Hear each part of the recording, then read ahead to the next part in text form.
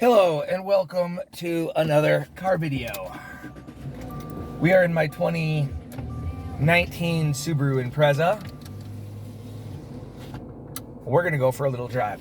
And let me tell you a little bit about the purpose of this video. Really, it's more about what you can hear, more about what you can see. I apologize for the somewhat crappy filming, but that's kind of what we're gonna get. Switch out my sunglasses here. So if you look at the literature that came with this car, which I still have, it says that this is a 7-speed or a CVT or a 7-speed with overdrive, but it's also a CVT. What does that mean? I want to talk a little bit about CVT transmissions because it's obvious that a lot of you haven't driven modern CVT transmissions or a Subaru CVT transmission for that matter. So you actually don't know how they work, what they sound like, or anything like that. We're not going to talk about reliability and mechanics right now. That's not the purpose of this video. The purpose of this video is just to talk about what it's like to drive a CVT, because that's something that I haven't heard or anything. I just hear, I really don't like them, and stuff like that. All right? 7-speed with overdrive, CVT transmission. What does that mean? All right, so around town, which is where we're going right now, I don't really notice it, to the point that sometimes I can catch myself going faster than I mean to. I am so used to, as you may have heard in the previous video, I came from a 4-speed automatic, 99 Legacy wagon, and that vehicle would shift.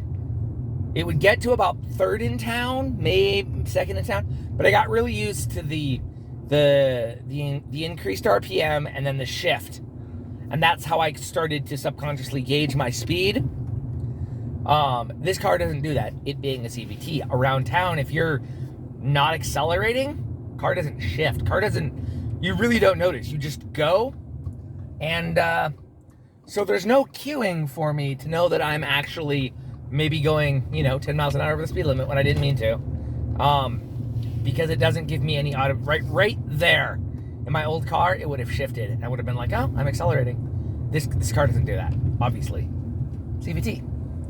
But it is really quiet, and I haven't noticed any issues with it as far as that goes. But around town, it's fine. As a matter of fact, I definitely actually prefer it over the automatic. One of the big things that I may have mentioned in my previous video is that I'm never in the wrong gear. When I put the foot down, I go.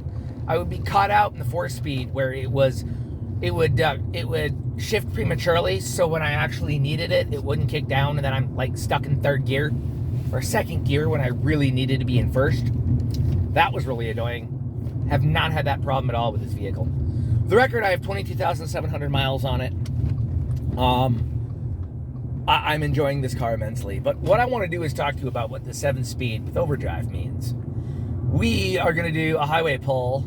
Well, actually, we're not going to do a highway pull. What we're going to do is we're going to go to an on-ramp, and hopefully the audio comes through in this. It's going to demonstrate. So the popular story behind a CVT is that you put your foot down, it goes to like $6,000 and just stays there, right? Making this horrible whining noise, and it's really annoying, blah, blah, blah, blah, blah. Well, Subaru, at least, it doesn't. It pretends to be an automatic, and it shifts, and it's like a regular automatic, and it does it beautifully. Way better than my 4-speed ever did. I imagine that it would probably be the equivalent of an actual 6 or 7-speed automatic. But I can tell people who have not driven a modern CVT with this particular feature, because they never talk about this. So, all right, it is like 5 o'clock, so getting here might be kind of interesting. Actually, what we're gonna do, you can't see because I have a really terrible filming position, but we're actually gonna go around the backside of the roundabout. So the roundabout that I have to enter to get to the highway, I take this to work every morning. I am on the one corner, and I end up getting full traffic flow from both sides because we yield to the left, right? Well, I have traffic coming from 2 directions off the backside because of how this particular intersection is set up. So that means that when it's busy, you're just gonna wait. Because not only do you have the left-hand traffic immediately to the left of you, spilling off of the off-ramp, you also have all of the off-ramp traffic in the other direction being funneled into the roundabout. So they're also waiting. So you have basically 2 heavy traffic flows before it gets to you. And that can be really annoying. If I manage to somehow miss the time window for that, then I just sit there and wait.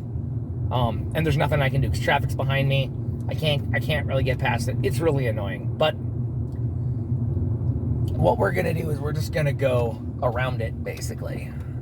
And we're gonna get to the other side. Or we're actually just gonna, yeah, all right, hold on. We're gonna, I messed that up. We're gonna go to the actual side of the roundabout. And we're not gonna actually enter from the street because this is quote unquote rush hour traffic for where I live. So here we go. Again, super nice in town. Really, really nice in town. And again, right where my previous vehicle would shift, obviously there's no shift.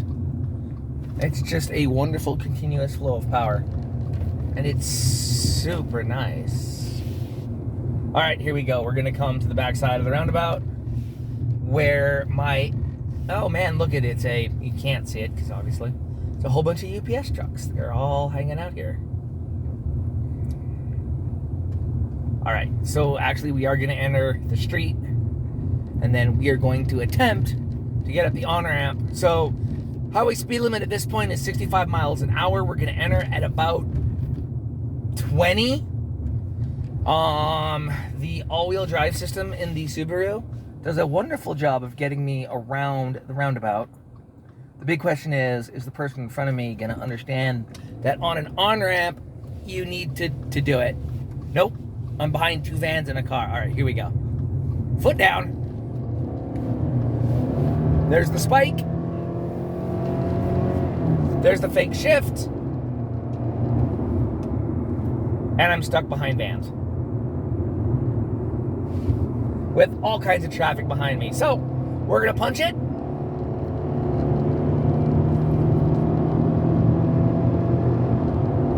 They're not gonna let me past. But what I want you to listen to is how that engine works and how that transmission's working.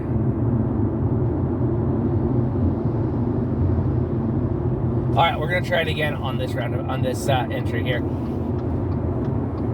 Again, I picked a terrible time to do this, but it's really been bugging me.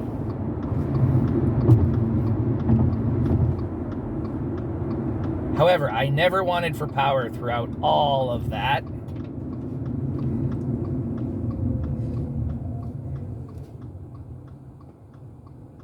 Now, this is probably even a bigger test because this is basically a blind on-ramp on this side with people if they don't move if they don't move left as they're coming west. I'm basically entering it blind. And they're actually passing it blind, and if they're in that corner, then things get interesting quickly. So we're gonna do the same thing. We're headed back towards my home on-ramp, and we're gonna come up that, and hopefully we will be able to. But like I said, you heard that fake shift, and those are actually really nice. I can wring this engine out, and it doesn't have to just go and peg. All right, here we go. Foot down. 5,000. Red line. There's a fake shift. There's another fake shift. And there's 70 miles an hour. And we are in the flow of traffic. So it stayed up there, but it certainly did not just sit there and wail. As a matter of fact, it sounded pretty normal, especially considering that this has, with parentheses and quotes, a 7-speed automatic with overdrive. And which is super nice because this thing will just drop to like 1,400 RPM on the highway at 80 miles an hour and we'll just hang out there all day. Not to mention I can go up hills at 70 miles an hour because it just picks the right ratio to keep the speed up. It is absolutely amazing. I consider it to be this car's party piece. Where before I would be struggling at 50 with 2 people in the car, I can go up a hill with 3 people now. And we are not just talking hills, we are talking the mountain passes that are epidemic in Montana. I'll go up them at 70 miles an hour, which is the speed limit, and the car doesn't seem to mind at all. It is absolutely astounding. So the modern CVT is pretty cool, and Subaru really does in fact seem to have it right. And it definitely gives me what little power I have, because I do drive a Subaru. Gives me the power when I need it, and then is very economical when it doesn't, which means that I can get 31 miles to the gallon on the interstate. Sorry, with all-wheel drive. Did I accidentally shift you guys there? I'm sorry.